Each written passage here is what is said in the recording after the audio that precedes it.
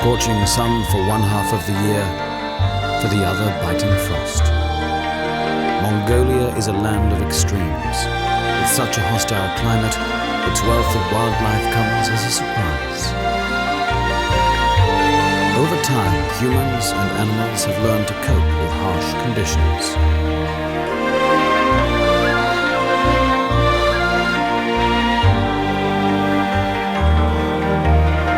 This is a land where life and death are close together.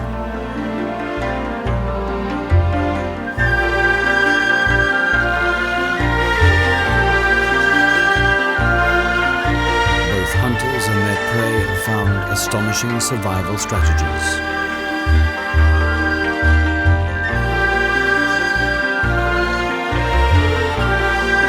Fascinating wildlife inhabiting a hostile environment and breathtaking sceneries. This is wild Mongolia.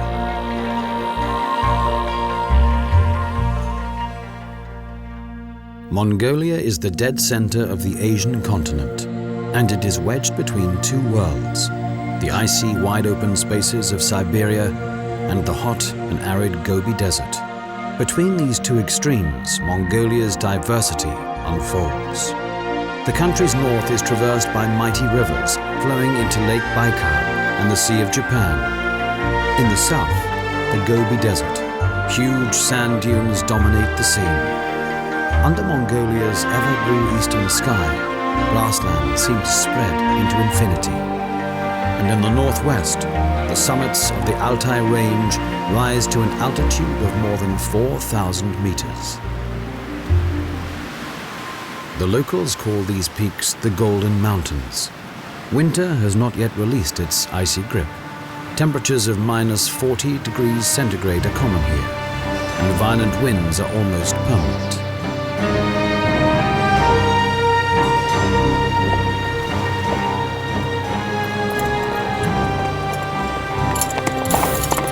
Braving the elements, hunters roam these mountains, always followed by the watchful eye of Agali sheep.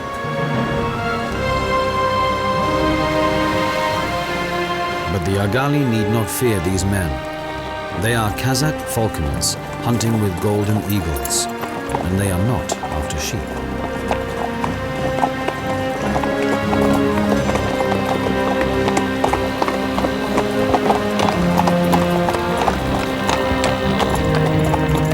For centuries, they have come here in the middle of the winter to harvest furs. The eagles that they have trained for the hunt boast a wingspan of more than 2 meters. These are the world's largest eagles. The females weigh up to 7 kilos. They can crush the skulls of wildcats, foxes, and even wolves.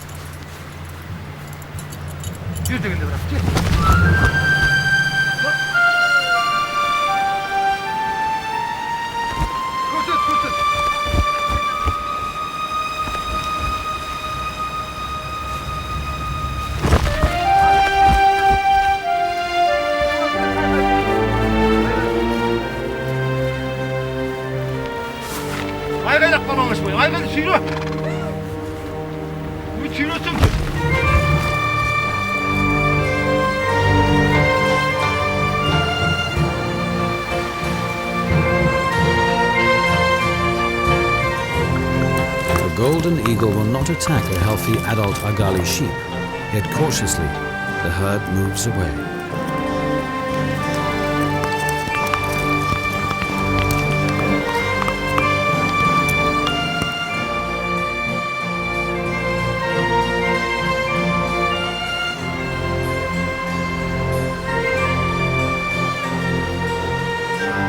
Once the eagle has spotted its prey, it strikes at a speed of more than 300 kilometers an hour.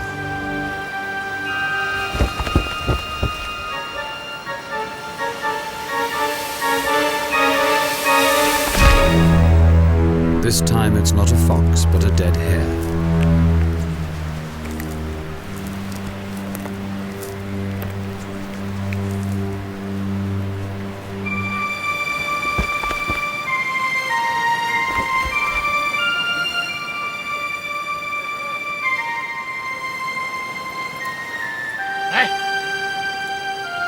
such a harmless catch is not the rule. Wolves especially will fight back.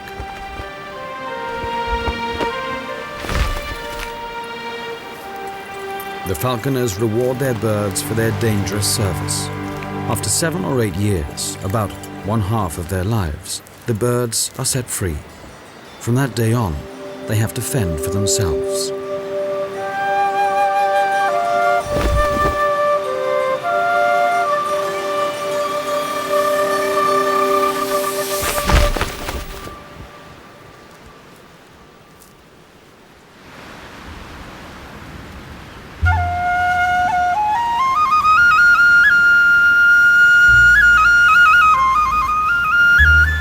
Way down in the valley on the lee side of the range, a herd of red deer is wandering. Altai marals. These are probably the world's biggest stags.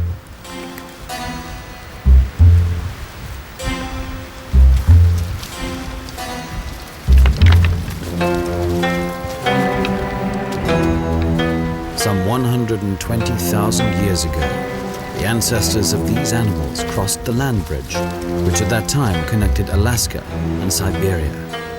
Today, the maral's American relatives are the wapiti.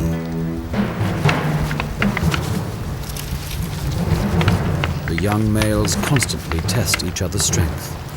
Serious fights only break out during the rut among dominant adult males and their younger challengers. At this time of the year, the herd is peaceful.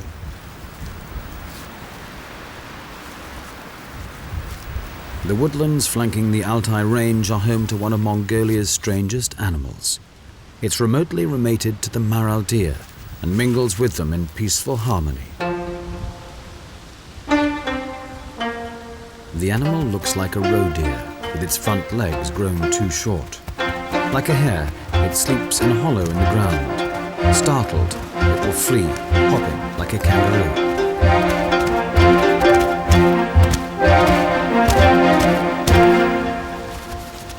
It is a musk deer, roaming the depth of the woodland. For millennia, men have hunted it to get musk, a secretion from its rutting gland, which was used to make perfume.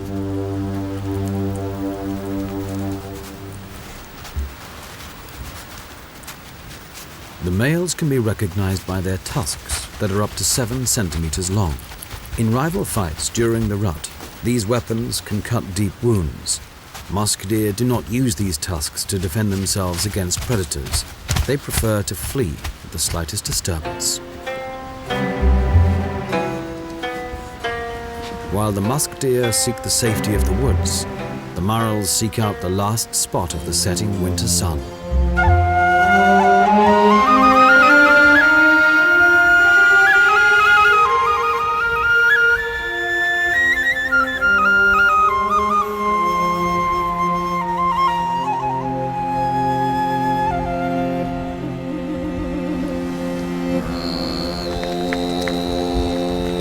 Mongolia is the world's least densely populated country. An area 12 times that of England is inhabited by a mere 2.6 million people, just 1/12 of England's population. They share the land with 25 million livestock.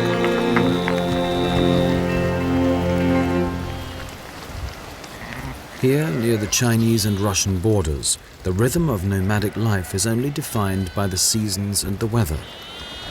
4 to 6 times a year, the herdsmen take down their gears and move on to new grazing grounds.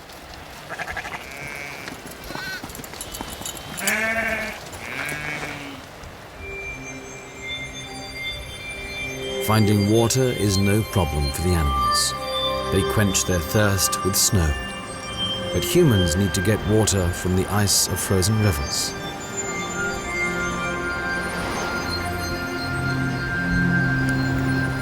Up until the mid-1700s, herds of wild yak roamed the Altai range. Because of their tasty meat, they were hunted to extinction.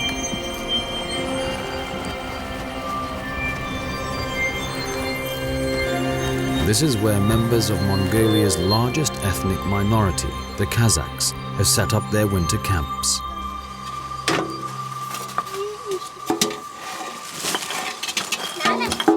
Life up here is austere. For cooking, ice must be carried from the river. In these treeless regions, the main fuel is the dried dung of yaks and cows.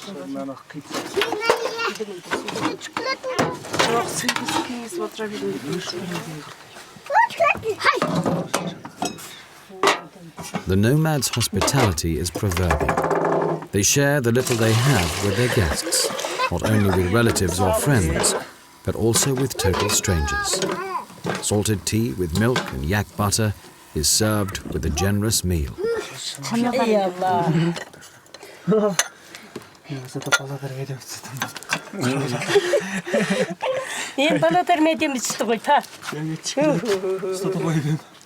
Basic human solidarity is essential to survive under these hostile climate conditions.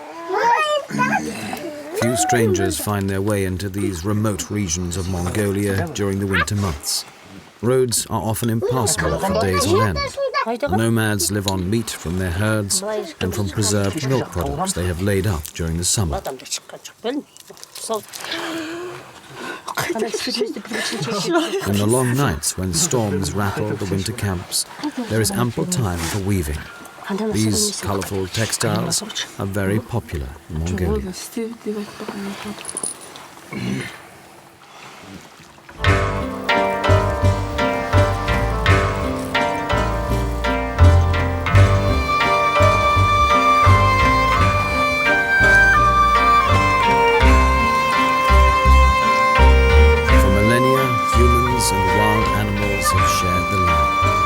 Probably best known among Mongolian wildlife is the tahi, the wild horse.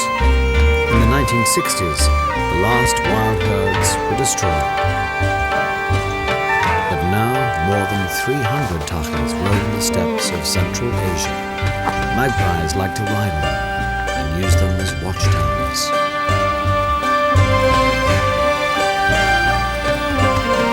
14 tahis had survived in European zoos.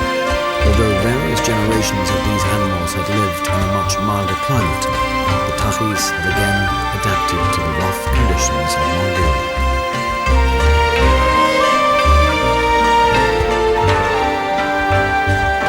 Like the gazelles and wild donkeys roaming alongside, they seem to know exactly where to find water, and even where to find good grazing in the middle of winter.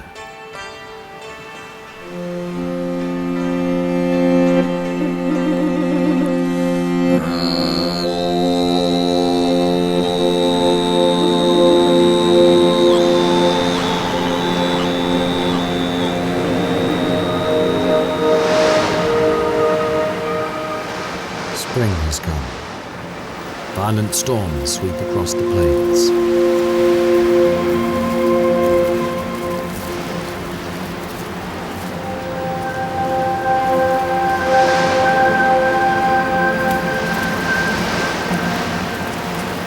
The land is literally sand blasted. Shrubs can only take hold in wind-protected corners.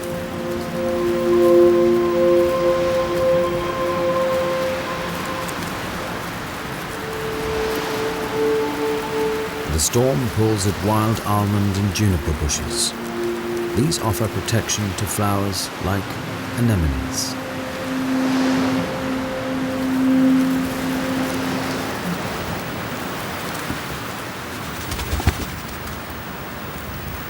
Many have fallen victim to the severe winter.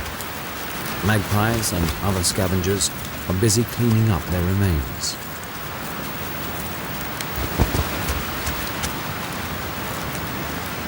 When the bearded vultures descend on the scene, even the bones of the tahis will soon disappear.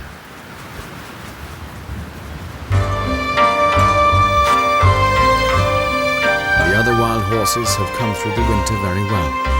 Now, in early June, the herd is about to grow.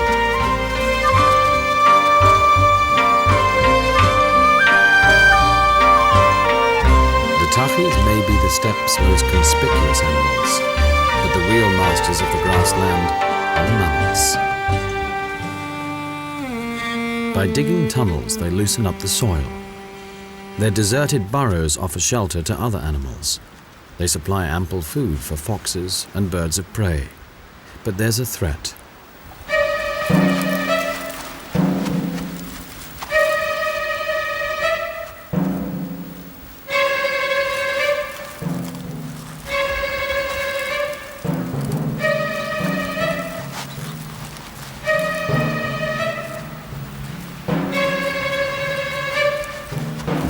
Hunter's costume and behavior may seem bizarre.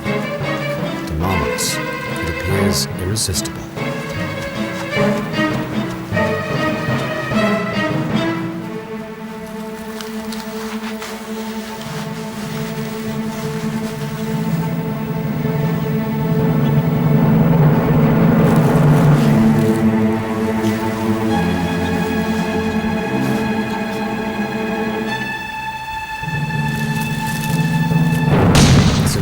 Skins have been fetching good prices in the market.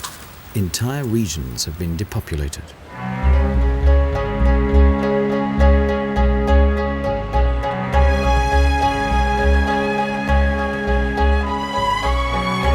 Further south is where the Gobi Desert begins.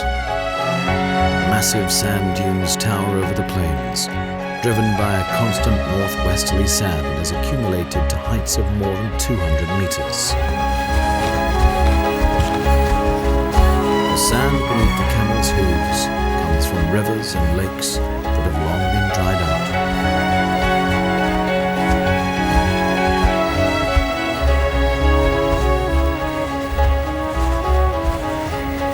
These are the legendary singing sands. The locals whisper stories of sand spirits searching the desert for lost souls.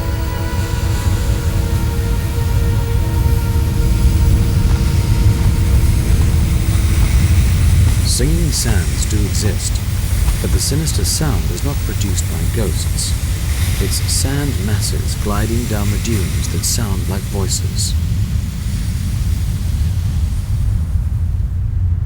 The sound is loud and penetrating. It seems to frighten the little agamid. The toad-headed agamid is not the only animal in this apparently lifeless desert.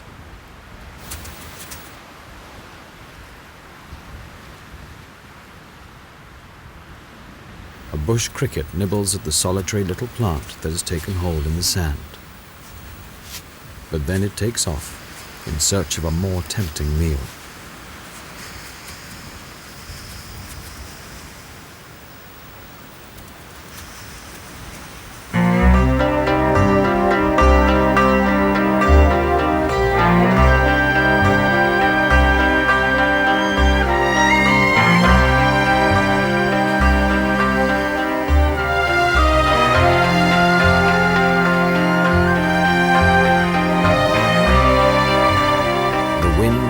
Shaping force of the desert. Day after day it gives the land a new face.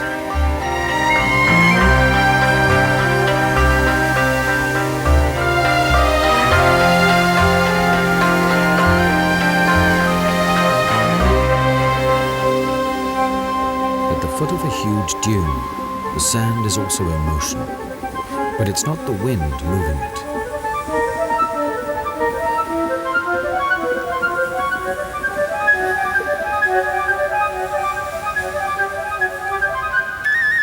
This is the source of a desert river, which is fed by numerous similar springs.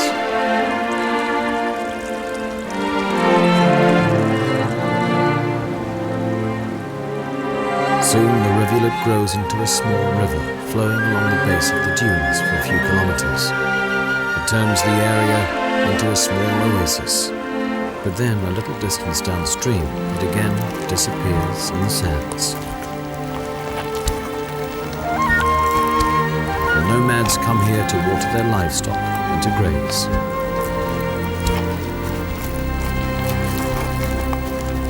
In times of dearth, this river is the only source of water for many miles around. At such times, wild animals like gazelles and wild donkeys overcome their fear of man and come here to share the sparse vegetation with the camels. On the edge of the oasis, there is a plant that offers fodder all year round. the saksal bush. Its long roots reach deep down into the ground to find water, and its leaves are so small that it loses little water through evaporation. Along the base of the dunes there are often saksal forests where the nomads can find firewood.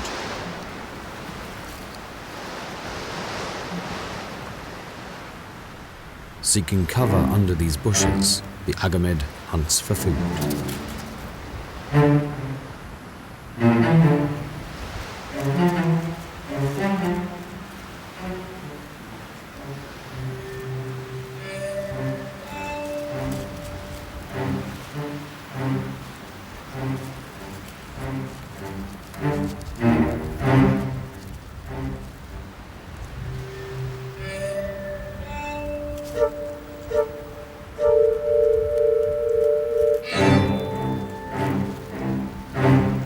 In contrast to other plant-eating agamids, these small reptiles have specialized in insects. Today, ants are on the menu, but ants fight back.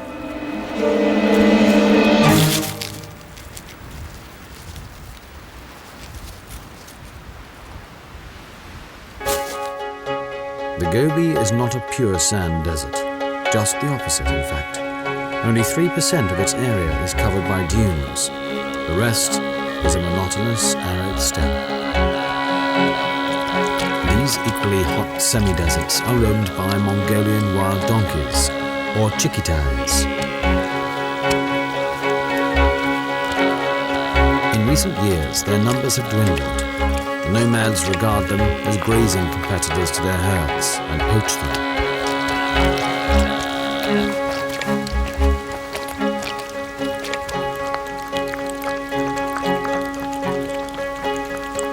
Killing them is all too easy. You only have to wait at a waterhole where they inevitably come to drink.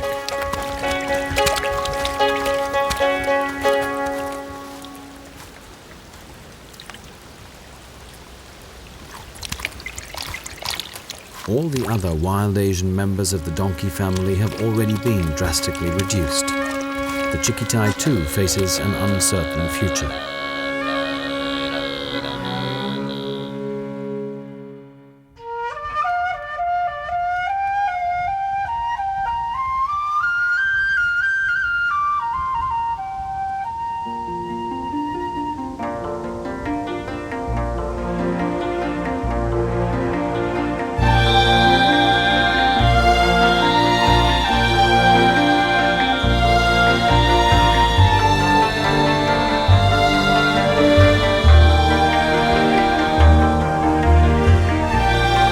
Eastward of the Gobi, the world's vastest grasslands are home to the Mongolian gazelle.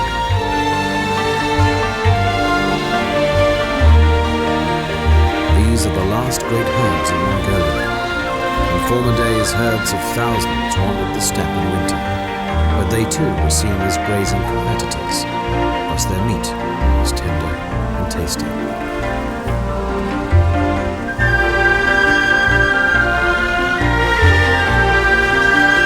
The big skies are dotted by soaring highland buzzards and steppe eagles spying for small rodents.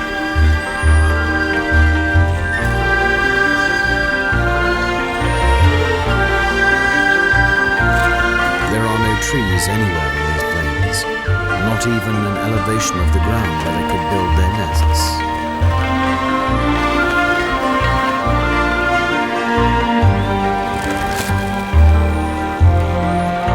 Whenever the parents leave their young to hunt, they have to leave the brood behind unprotected.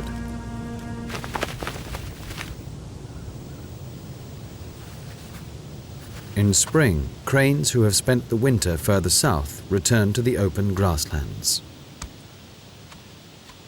The natives say that these elegant demoiselle cranes will spend their entire lifetime with one partner. Since gazelles have been vanishing, wolves and foxes have also become rare. But some predators are still here. Down on the ground, well hidden in the grass, an especially efficient hunter is lying in wait. A tarantula, alert alert for even the slightest movement nearby. A field cricket has caught the tarantula's attention.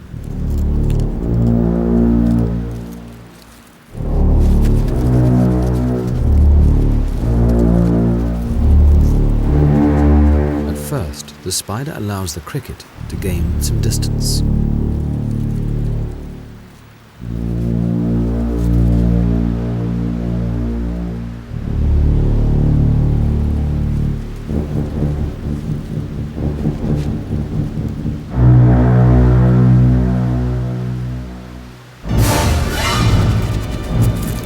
Surprising agility, it pounces on its victim. Its poison immediately kills the cricket. To a human, its effect is comparable to that of a wasp sting.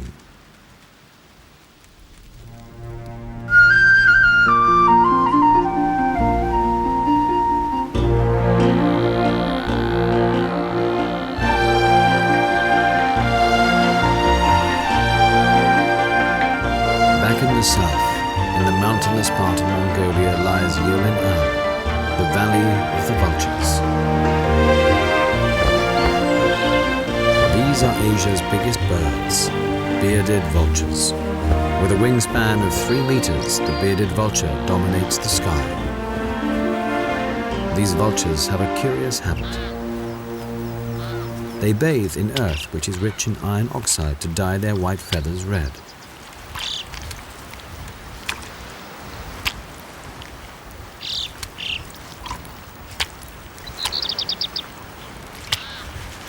Why these birds dye their throats, breasts, and tails has been the subject of endless debates among ornithologists.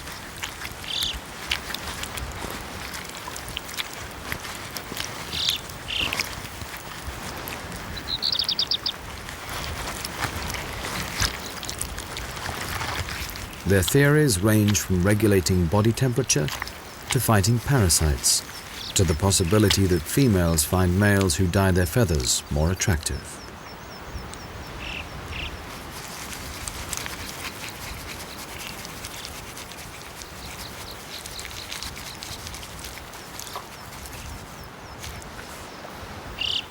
When the dye has dried, the birds return to their nests.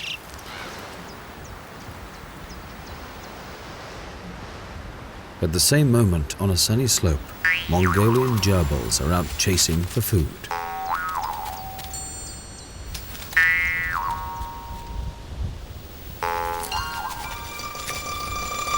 Gerbils are high-speed hunters, flitting about to find insects, seeds, roots, and green leaves. All the water they need, they take in with their food.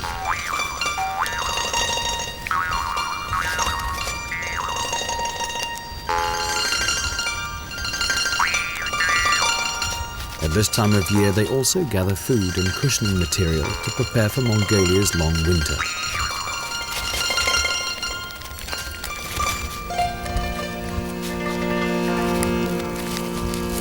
Gerbils have many natural enemies, so they frequently stop, listen, and sit up on their hind legs to monitor their surroundings. Bearded vultures are strictly scavengers, but gerbils don't take risks and react to any moving shadows.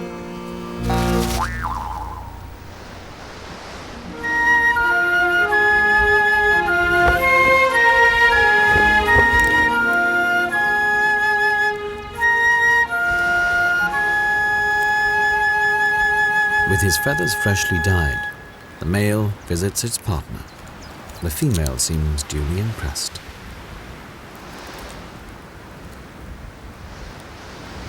And then he's off to scan a vast area for carcasses.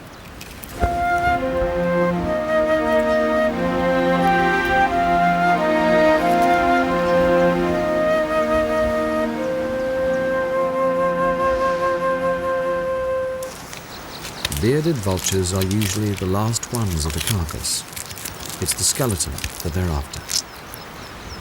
To others, the bones may be leftovers, but bones, if you can digest them, contain lots of protein, fat, and minerals, enough to keep a huge bearded vulture going.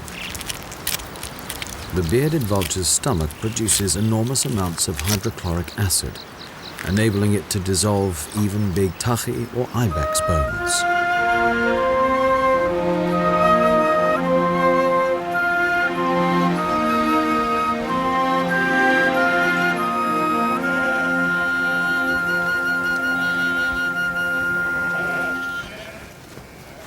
On the fringe of the Gobi Desert, the lifestyle of nomads has hardly changed for centuries. Their gers, circular felt tents, offer shadow in summer on the treeless plains.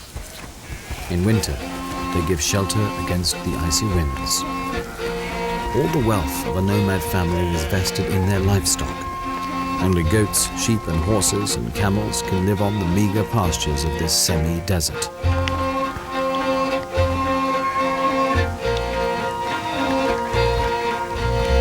Once a year, the herdsmen comb their cashmere goats to get valuable wool. It is the only product a nomad family can sell or trade.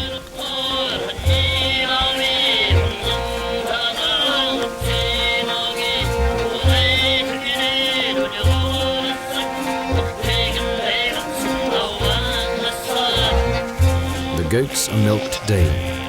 Their milk is used for the popular milk tea. In summer, milk is abundant. During the cold season, the nomads eat durable milk products like cheese and yogurt.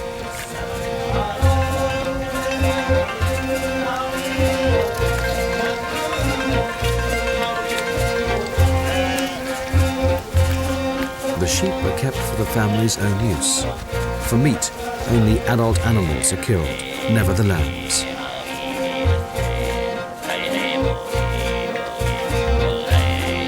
Mongols are known as horse lovers, but their most valued possession are their camels.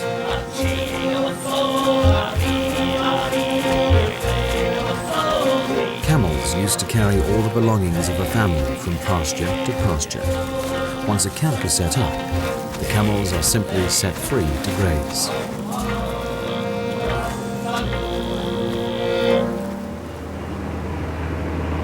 In recent years, the animal population of Mongolia has been extended. It's a strange view to see an aircraft of Air Mongolia land in the middle of nowhere.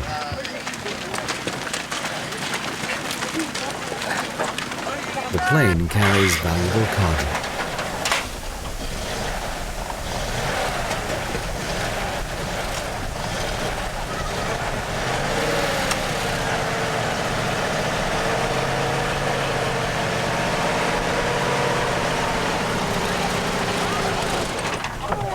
The boxes being unloaded contain tachis, Mongolian wild horses.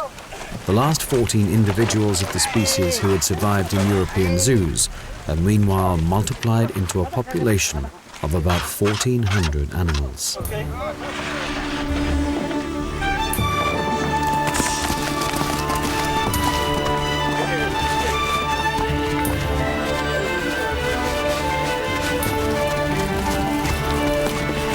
For 15 years now, tachis have been regularly released into the wild. Now, the Gobi alone is again home to more than 150 wild horses. Apart from the extreme climate, the need to find food demands great adjustments from these animals. But they seem quick to acclimatize and soon move naturally through their old homestead.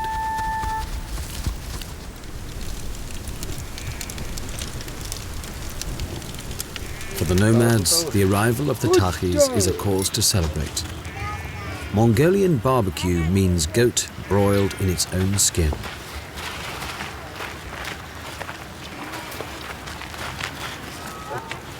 It's an interesting recipe. Take an adult goat, chop up the meat and the innards, heat a pile of rocks in the stove,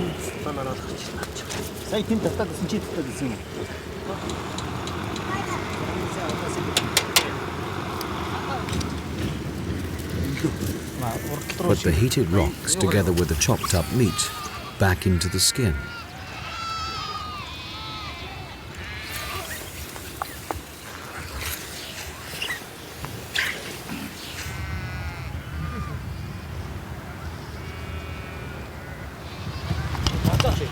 When everything that was taken out of the goat has again disappeared inside, carefully close the skin with a wire.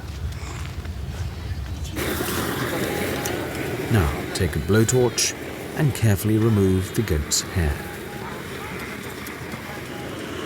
The animal's skin acts like a pressure cooker. After about a half an hour, the Mongolian barbecue is ready to serve.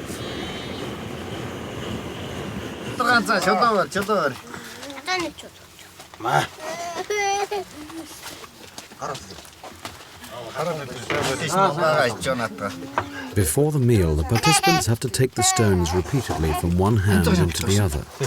This, the nomads say, brings good luck.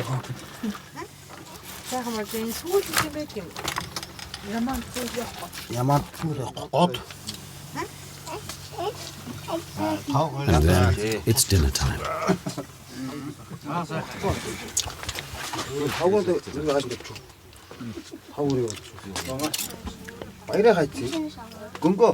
Arak, fermented mare's milk, is served with the meal.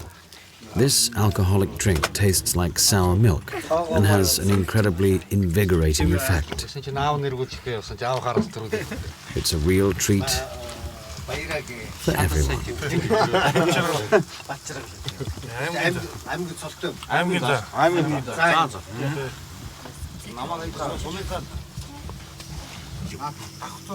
To round off the feast, the landlord gets the vodka bottles out.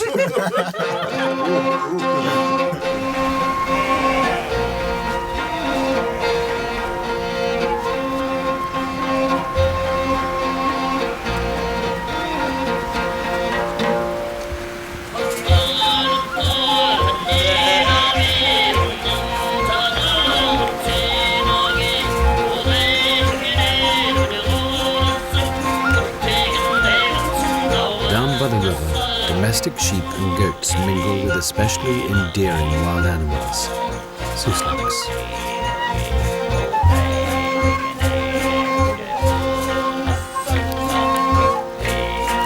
The suslik's penetrating whistle is a warning of anything that seems suspicious. And a steppe eagle is extremely suspicious.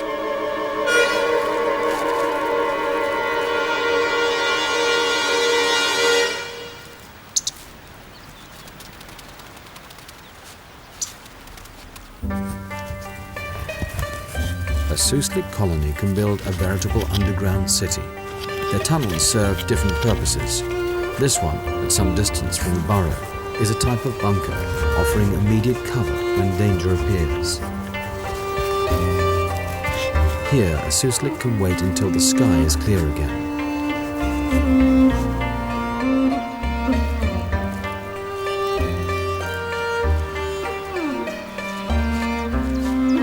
The actual burrows are deeper and much more spacious.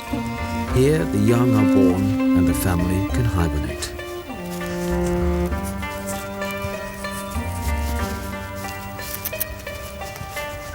First of all, the male carefully inspects the tunnel, but then all its attention is turned to the female.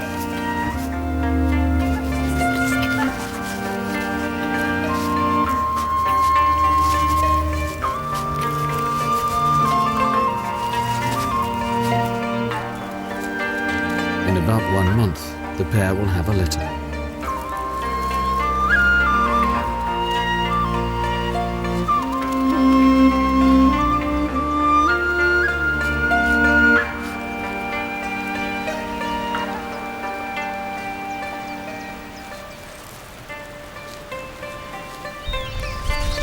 The sand martins are still behind.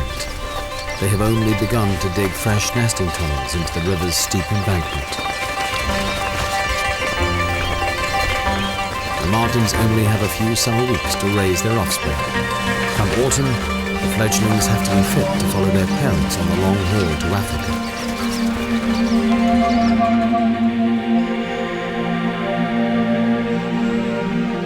Apart from desert, steppe and high mountains, Mongolia has other fascinating landscapes. For instance, the river valleys in the north.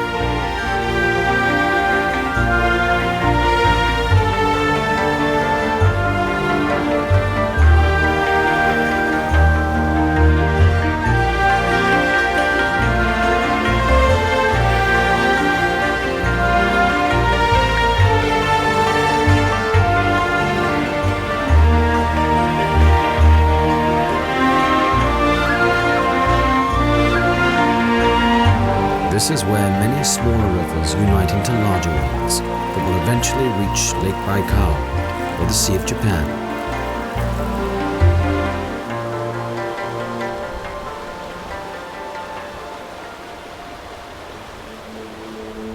The crystal-clear waters in the upper ranges are the hunting ground of the biggest relative of salmon and trout, the taimen.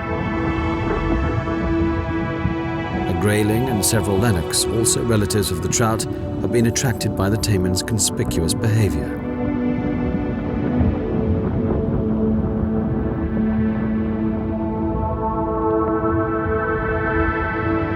It is a female, about to dig a hollow into the gravel where it will lay its eggs.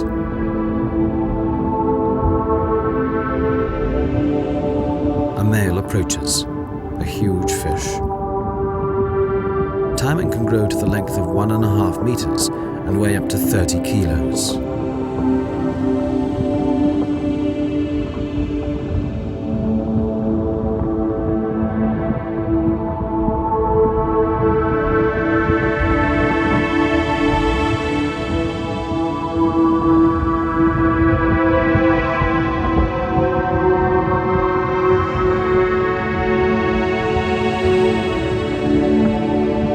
Voraciously, graylings and lennox gorge the taimen eggs.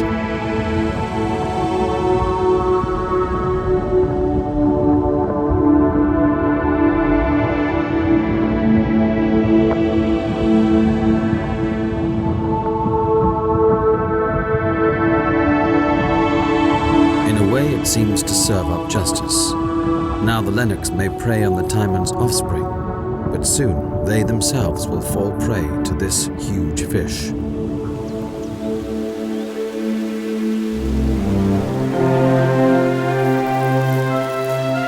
To Mongolians, water has always been something sacred.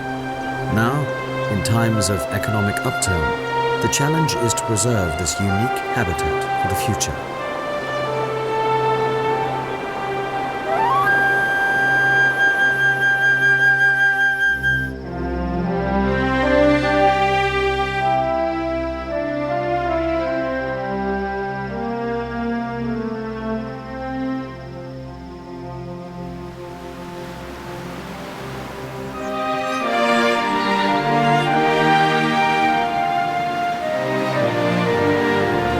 Further north, near the Siberian border, the scenery is more reminiscent of the Alps than of Central Asia.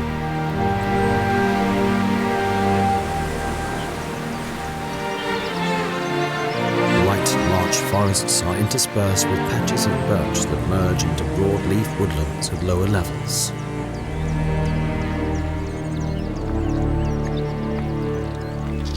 The fauna, too, resembles that of Europe.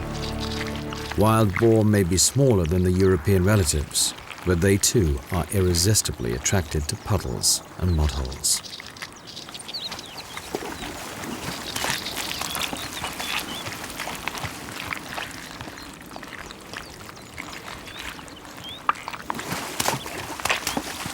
A wild boar's short neck does not allow it to groom its coat using its teeth.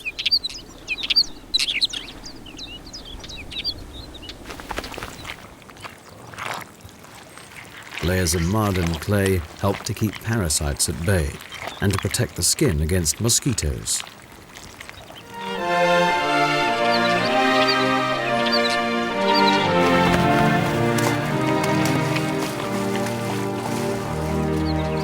Under the eyes of a wheatear, the pigs retreat from their wallow to the forest.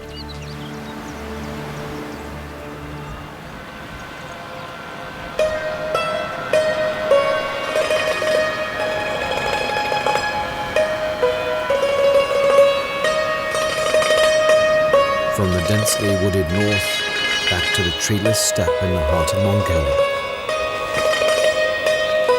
In the early morning sun, a flock of young Agali sheep is on its way to fresh pastures. One or two animals permanently scan the horizon for signs of danger, so that the others can safely graze.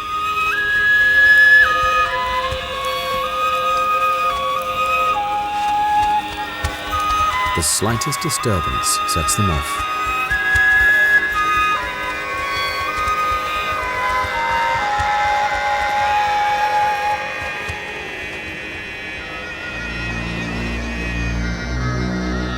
Argali are extremely shy because wolves and snow leopards are not their only enemies.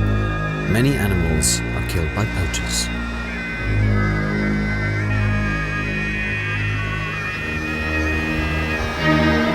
Whether killed by wolves or by poachers, the remains are cleaned away by sinuous vulture.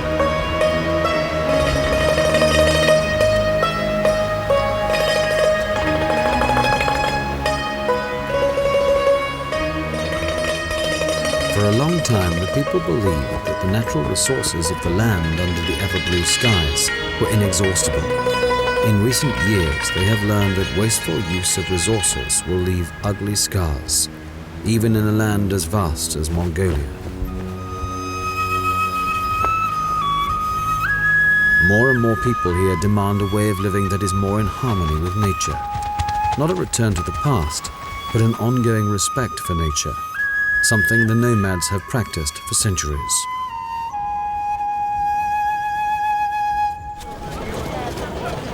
Part of the nomadic tradition is celebrating together. The main social event of the year is the nadam, a men's three-part competition. From far and wide they have come to the celebration, which is opened with the traditional wrestling championship. The rules of the nadam reflect the character of a land which is tough and limitless. For the wrestling fights, there are no limits of time or space. Whoever first touches ground with any body part except the feet has lost the fight.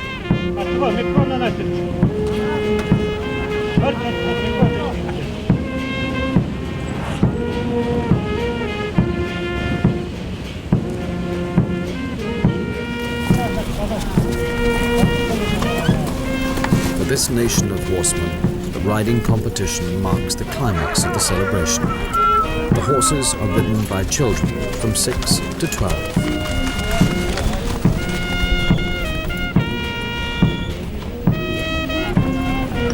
The children have to ride more than 25 kilometers into the desert under a scorching sun, and then back again. At the festival, the public are waiting in suspense for their return. At last they arrive, thundering back in full gallop.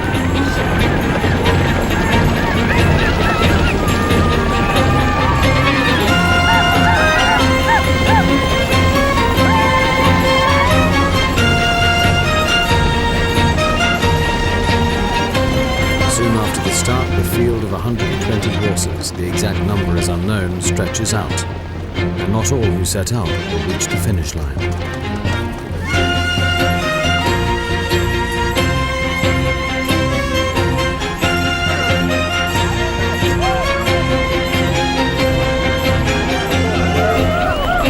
Tension among the people is rising. Almost every family has a horse in the race. The children have been training for months for this event. In the evening, there's a grand award ceremony. The winner gets a television set.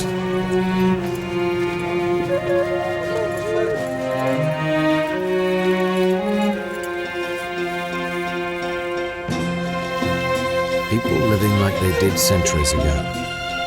Landscapes rough and full of contrast. This is wild Mongolia.